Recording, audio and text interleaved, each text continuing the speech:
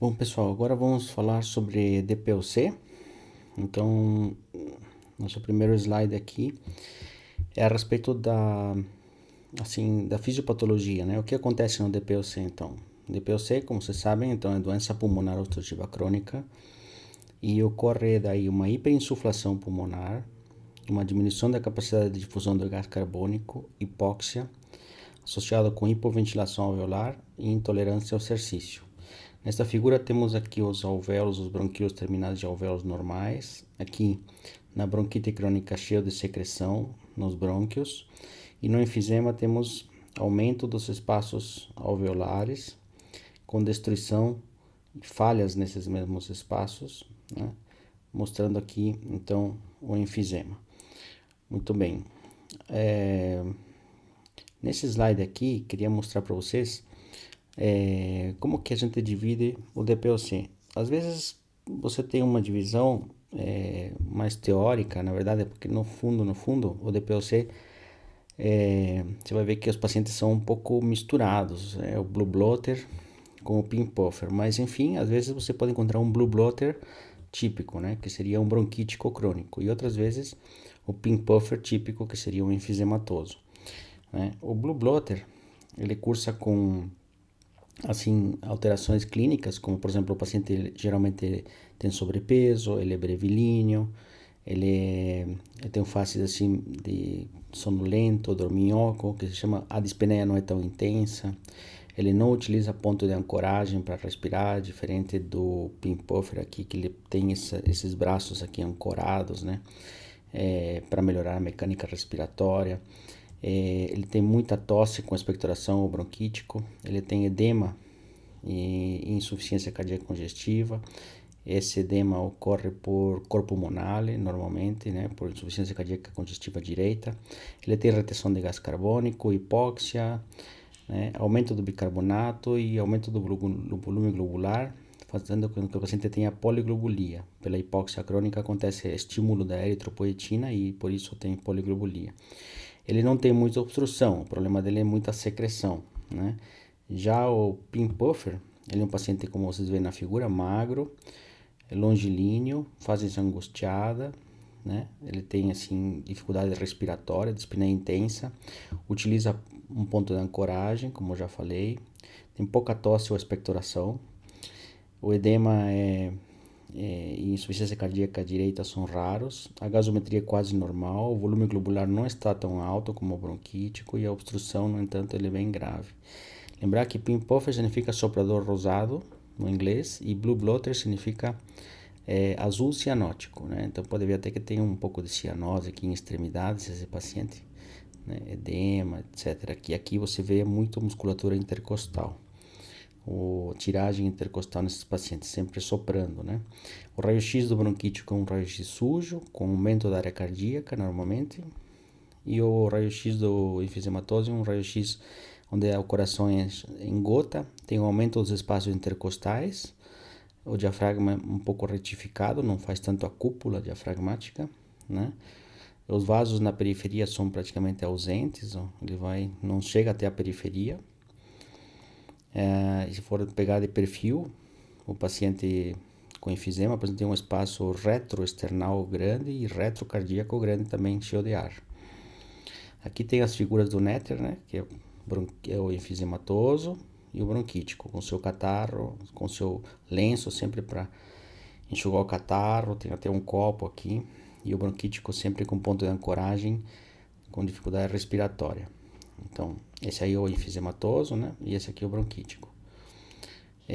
Por fora corre a asma. O paciente com asma geralmente não é um DPOC, verdadeiramente, mas se ele ficar muito em crise constantemente, acaba se tornando um DPOC.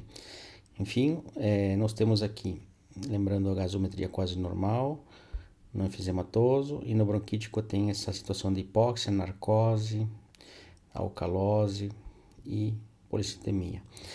Nós temos aqui, se fôssemos dividir a obstrução das vias aéreas, você engloba enfisema, bronquite e asma, né? O DPOC é a obstrução crônica das vias aéreas, seria mais ou menos o que está mais em verde, a obstrução crônica é bronquite e enfisema, e poucos pacientes asmáticos, né? A obstrução das vias aéreas pode ver que envolve asma, bronquite e enfisema. Tem uns pacientes enfisematosos que não têm obstrução, né? Assim como bronquíticos também não, e a asma, na maioria das vezes, só tem obstrução na crise, né? Mas não contínua, como no DPOC.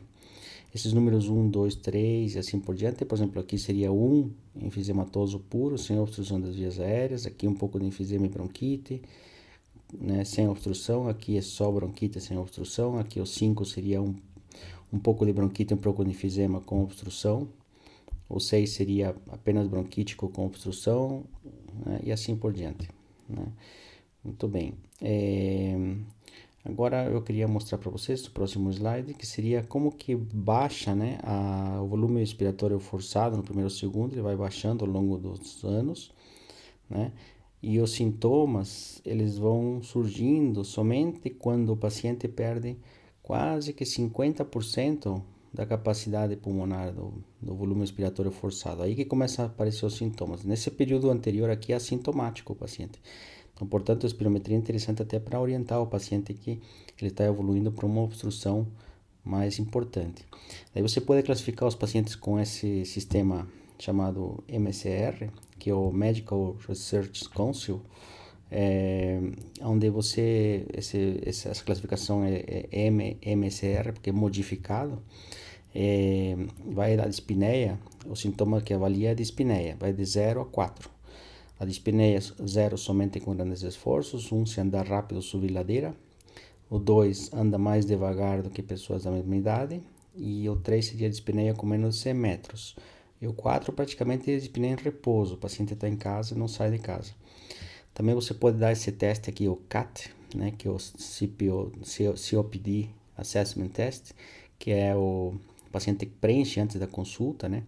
Se tem tosse de 0 a 5, se não tem expectoração, ou tem, seria 5, e assim vários graus, ele vai preenchendo antes da consulta, de maneira que no final você pode fazer a pontuação aqui e você classificar ele numa tabela para saber o tratamento.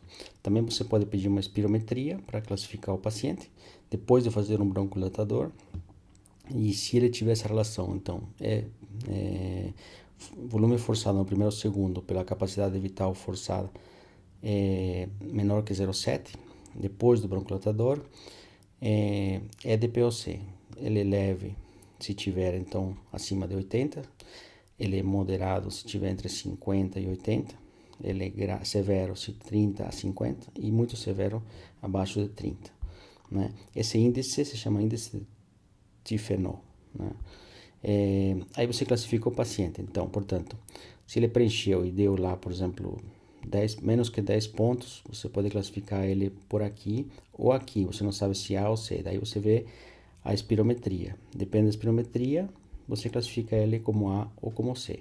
Ou se você fez o questionário, daí você também vai saber pelo questionário, mas aqui você pode ficar na dúvida também se é A ou C. Então aqui você pode perguntar quantas observações por ano teve. Se teve mais do que duas, ou duas, seria C. Menos do que uma, ou uma, seria A.